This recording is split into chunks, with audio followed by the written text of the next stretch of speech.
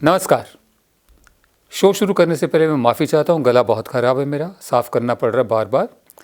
दिल्ली, एक तो दिल्ली का जो हाल है, दूसरे कोविड की वजह से बार बार सैनिटाइज़ करना पड़ता है घर मुझे जब भी बाहर से कोई आए, तो इसलिए गले पर उसका असर हो रहा है। मैं इसके लिए माफ़ी चाहता हूँ। आइए शो की शुरुआत करते हैं। किसानों का जो आंदोलन चल रहा है उसको लेकर हम शुरू से कहते आ रहे हैं कि आमने सामने तो हैं, कहीं आर या पार ना हो जाए। मुझे नहीं लग रहा कि सरकार अपनी बातों पर झुकने को तैयार है। मुझे नहीं लग रहा कि किसान भी अपनी जो मांग है उसको डाइल्यूट करने, हल्का करने या उससे झुकने को तैयार है। हालात ये हैं कि बॉर्डर्स पर, दिल्ली के बॉर्डर्स पर इस वक्त ऐसे ऐसे कंक्रीट के बैरियर बनाए जा रहे हैं जिनमें कांटे, लोहे के जो स्पाइक्स होते हैं, कीलें, लोहे की मोटी मोटी कीलें लगाई जा रही हैं। 12-12 लेयर्स के बैरिकेड बनाए जा रहे हैं, उनको कंटीली तारों से ढका जा रहा है। सड़क में पूरा खोद के उसमें कंक्रीट के स्लैब डाले जा रहे हैं। और साथ में ये भी कहा जा रहा है कि कृषि मंत्री तो सिर्फ एक टेलीफोन कॉल दूरी पर हैं, आप जब भी चाहे हमसे बात कर सकते हैं।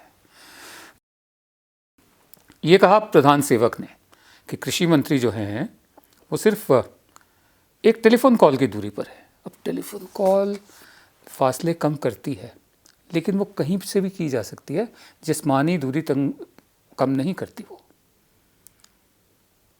एक तरफ आप एक टेलीफोन कॉल की दूरी पर कह रहे हैं, दूसरी तरफ आप इतने बड़े बड़े बैरिकेड बना रहे हैं, तो फासला आप दोनों का कैसे कम होगा। बहरहाल जो ताज़ा हालत है, आप जानते ही हैं कि प्रेस कॉन्फ्रेंस में किसानों ने ऐलान कर दिया है कि 6 फरवरी को वो चक्का जाम करेंगे पूरे भारत में। गांव के इलाकों में इस वक्त बहुत ज़्यादा प्रदर्शन चल भी रहे हैं, लेकिन 6 फरवरी को चक्का जाम करेंगे। ये उनका जवाब है सरकार को, ये उनका जवाब है सरकार को। बहरहाल ये अच्छे संकेत नहीं दिख रहे हमें। ऑल पार्टी मीटिंग में प्रधान सेवक ने कहा था, सब पार्टी को बताया था कि हमने जो 1.5 साल का रोक लगाने का हमने जो अपना प्रस्ताव दिया था वो अब भी कायम है, उसको किसानों ने रद्द कर दिया। बूटा सिंह बुर्जगिल हैं, भारतीय किसान यूनियन के एक फैक्शन के हैं। उन्होंने कहा है कि प्रधानमंत्री ने कहा है कि वो 3 जो कानून हैं उनको 1.5 साल के लिए स्थगित कर सकते हैं। ये पहली दफ़े है कि प्रधानमंत्री ने इन कानूनों के बारे में बात की है। उन्होंने ये भी कहा कि बातचीत चलती रहनी चाहिए, हम भी बात करना चाहते हैं, लेकिन सरकार ने जो पूरा माहौल ख़राब कर रखा है पहले उसको ठीक करे। कैसे? इंटरनेट सर्विसेज रिस्टोर करें, जो बैरिकेड बनाए जा रहे हैं और बने हुए हैं उनको हटाए, और जहाँ धरने पर बैठे, प्रदर्शन पर बैठे किसानों पर हमला हुआ है वो सब रोके। ये प्रेस कॉन्फ्रेंस एक एड्रेस कर रहे थे वो। उन्होंने कहा कि किसानों का आंदोलन तो शांतिपूर्वक है, लेकिन सरकार तुली हुई है माहौल को ख़राब करने में। पानी की सप्लाई काट रही है, इंटरनेट सर्विसेज काट दिए हैं, बैरिकेड्स लगा दिए हैं दोनों तरफ, सिंगू बॉर्डर पे तो, आगे भी और पीछे भी, ताकि वापस जाने का रास्ता भी ना हो। बहरहाल जब उन्होंने कहा कि एक फ़ोन कॉल अवे है सरकार, सिर्फ कृषि मंत्री एक फ़ोन कॉल की दूरी पर हैं, हमें अभी तक कोई फ़ोन कॉल नहीं आई है, ना ही हम उनको फ़ोन करने जा रहे हैं। यही बात आज तय हो गई है कि 6 फरवरी को चक्का जाम होगा। अब वही एक बार फिर जो पूरा माहौल बन रहा है, पत्रकारों को बंद किया जा रहा है, राजद्रोह के मुकदमे लगाए जा रहे हैं उन पर। मनदीप पुनिया एक ताज़ा मिसाल है, उठा के ले गए। क्यों? क्योंकि वो फ्रीलांसर है और उसके पास वो कार्ड नहीं है। कोई कार्ड की ज़रूरत नहीं होती जर्नलिस्ट बनने के लिए, किसी के लिए कुछ भी कर सकता है वो, खासकर फ्रीलांसर। PIB का जो कहते हैं एक्रेडिटेशन, उसकी लिमिट होती है हर संस्था के लिए। उसका एक मकसद होता है कि पत्रकार सरकारी दफ्तरों में जा सके, वहाँ लोगों से मिल सके, बात कर सके। कम्युनिकेशन के सब रास्ते बंद किए जा रहे हैं। ये दमन चक्र नहीं तो और क्या है। देखते हैं 6 फरवरी को क्या होता है। हम सिर्फ यही दुआ कर सकते हैं, जैसे आप शुरू में कहा था कि हम कहते आए हैं कि आमने सामने तो हो गए हैं किसान और सरकार, आर या पार की हालत नहीं आनी चाहिए, नतीजे बहुत ख़तरनाक होंगे। निर्मला सीतारमण हमारी वित्त मंत्री, उन्होंने आज अपना बजट पेश किया। वही बही खाता और ये सब शेर वगैरह या कुछ कविता वगैरह भी पढ़ी थी, मैंने सुना है। बहरहाल उन्होंने एक national monetisation pipeline, national asset monetisation, उन्होंने एक नया शब्द दिया है। दूसरे शब्दों में बेचो, जो कुछ मतलब जिसे सरकारी कहा जाता है और जो जनता के टैक्स के पैसे से बना इतने सालों में, बेचो उसको। बहुत कुछ बेच दिया गया है। एक और लिस्ट आई है कि अगले जो सेल लगेगी कौन कौन होंगे, उसमें क्या क्या होंगे। उन्होंने ये कहा है कि monetising operating public infrastructure assets was a very important financing option for new infrastructure construction, कि नया ढांचा बनाने के लिए जो पुराने ढांचे के जो चल रहे हैं, सब कुछ चलते हुए उपक्रम जो हैं, अंडरटेकिंग्स हैं, उनको बेचना एक बहुत बढ़िया रास्ता है कि उनको बेच के एक नया ढांचा खड़ा करेंगे। नेशनल मोनेटाइजेशन पाइपलाइन उन्होंने कहा। उन्होंने कहा कि रेलवे जो है ये डेडिकेटेड फ्रेट कॉरिडोर एसेट्स जो हैं ऑपरेशनल मेंटेनेंस के लिए, उनको बेचेगी, ऑपरेशंस एंड मेंटेनेंस। अब ये जो फ्रेट कॉरिडोर है, इसमें ये हमारे जो रेलवे के ज़रिए जो माल आता है, ये वो कॉरिडोर है। कंटेनर कॉरपोरेशन ऑफ इंडिया इसका हिस्सा है। हमें शुरू से ही लग रहा था, एक दफ़े जब इंपोर्ट होना शुरू होगा खाने पीने का सामान, दालें वगैरह बाहर से आएंगी, तो उसके लिए बंदरगाह तो पहले ही है इन लोगों के पास जो इस बिज़नेस में है।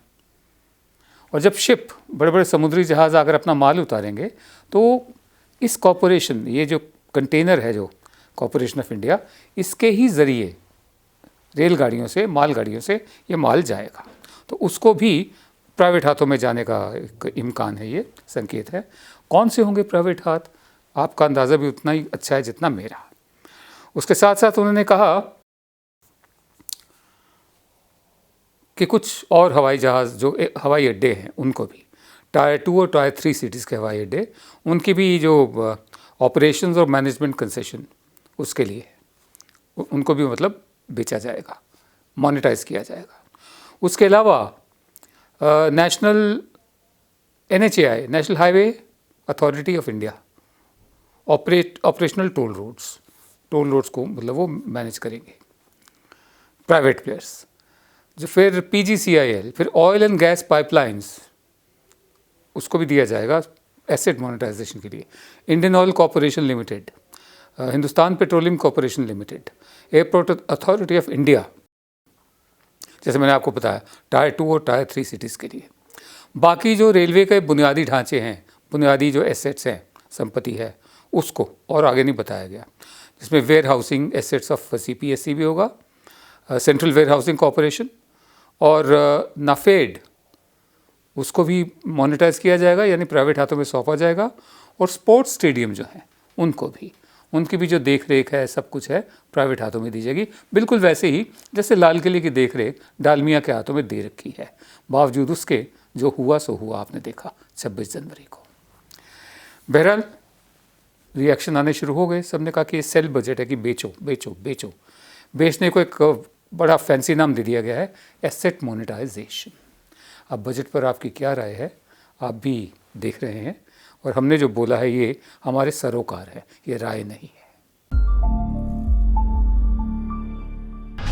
रोज़ की तरह आज के शो का समापन एक कविता से। गज़ल है प्रोफेसर कुलदीप सलील की ही लिखी हुई। इनका कहना है, ऐ शहीदों, जितने भी हमारे शहीद हमें याद आते हैं स्वतंत्र आज़ादी की लड़ाई के, चाहे वो भगत सिंह हों, ठाकुर रोशन सिंह हों, अशफाक उल्लाह खान हों, राम प्रसाद बिस्मिल हों, प्रीति लता वाडेदार हों, जितने भी लोग हमें याद आते हैं, उनको ये एड्रेस करके, उनको रूबरू होकर कह रहे हैं सलील साहब, ऐ शहीदों कभी आकर ये नज़ारा देखो, कैसे बिकता है यहाँ खून तुम्हारा देखो। उनके खून के नाम पर क्या क्या बिकता है। ऐ शहीदों कभी आकर ये नज़ारा देखो, कैसे बिकता है यहाँ खून तुम्हारा देखो। तुमने देखा न सितम अपने समय में क्या क्या, तुमने देखा न सितम अपने समय में क्या क्या, आज लेकिन जो कभी तुमने न देखा देखो। तुमने देखा ना सितम अपने समय में क्या क्या क्या क्या सितम नहीं देखे थे उन्होंने, फांसी पर चढ़ गए थे। तुमने देखा ना सितम अपने समय में क्या क्या, आज लेकिन जो कभी तुमने न देखा देखो। जाने कब से हैं घुसे चोर तुम्हारे घर में, जाने कब से हैं घुसे चोर तुम्हारे घर में, सोने वालों उठो घर लुट गया सारा देखो। जाने कब से हैं घुसे चोर तुम्हारे घर में, सोने वालों उठो घर लुट गया सारा देखो। इस बदलती हुई दुनिया का तकाजा ये है, इस बदलती हुई दुनिया का तकाजा ये है, हर कदम आंख मलो और अजूबा देखो। इस बदलती हुई दुनिया का तकाजा ये है, हर कदम आंख मलो और अजूबा देखो।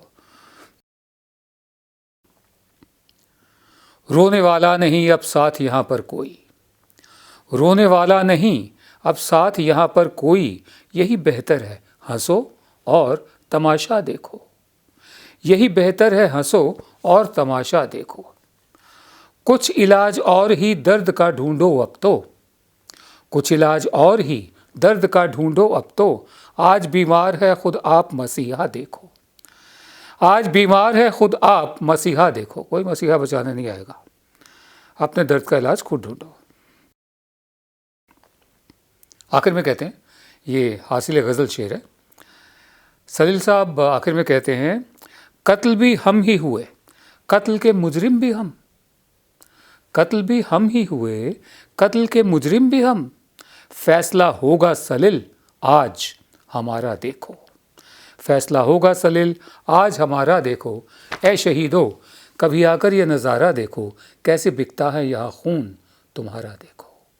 नमस्कार। जब हमने HW न्यूज़ नेटवर्क की नींव डाली थी, तब हमने ये ठाना था कि न्यूज़ और इन्फॉर्मेशन ये लोगों तक फ्री पहुंचनी चाहिए, मुफ्त पहुंचनी चाहिए, और हम आज भी ये वचन पर कायम हैं। पर जैसे आपको मालूम है, न्यूज़ चैनल चलाने के लिए पैसों की जरूरत है, तो हमको सबको न्यूज़ फ्री पहुंचाने के लिए कुछ मेंबर्स और कुछ सपोर्टर्स की जरूरत है। जी हां, मेरी आप सबसे गुजारिश कि आप सब HW न्यूज़ हिंदी की मेंबरशिप को ग्रहण करें। ये सदस्यता स्वैच्छिक है, यानी कि आप अपनी मर्जी के मुताबिक इसे ग्रहण कर सकते हैं, क्योंकि अगर आप इसे ग्रहण नहीं भी करते तब भी आपको HW न्यूज़ हिंदी के तमाम कार्यक्रम मिलते रहेंगे। मगर अगर आप चाहते हैं कि आज़ाद न्यूज़ जो है वो मजबूत हो, अगर आप चाहते हैं कि वो न्यूज़ जो सत्ता से सवाल पूछती है वो मजबूत हो, तो जरूर बने HW न्यूज़ हिंदी के सदस्य। जो लोग हमारे 89 रुपए प्रति महीने वाले कार्यक्रम से जुड़ेंगे, उनके लिए HW न्यूज़ का बैच विश मिलेगा। साथ ही साथ उन लोगों को हमारे एक्सक्लूसिव पोल्स में भी शामिल होने का मौका मिलेगा। इसके अलावा हमारा जो दूसरा मेंबरशिप कार्यक्रम है वो 199 रुपीस प्रति महीने का है, यानी कि 199 रुपए प्रति महीने। और इस प्रोग्राम में हमारे जो मेंबर्स हैं उन्हें 99 रुपए के प्रोग्राम वाले सभी चीजें तो मिलेंगी। इसके अलावा बिजनेस से जुड़ी हुई बातें भी हम करेंगे। हमारे एक्सपर्ट अखिलेश भार्गव से आप बिजनेस से जुड़े हुए अपने सवाल भी पूछ सकते हैं। हम उम्मीद करेंगे कि आप इस निष्पक्ष पत्रकारिता की राह में हमें पूरी तरह से योगदान देंगे।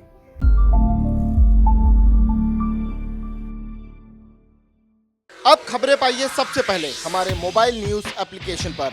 एंड्रॉइड या iOS प्लेटफॉर्म पर जाइए, HW न्यूज नेटवर्क को सर्च कीजिए, डाउनलोड कीजिए और अपनी सुविधानुसार भाषा का चयन कीजिए। खबरों की भीड़ में अपने काम की खबर पाते रहिए।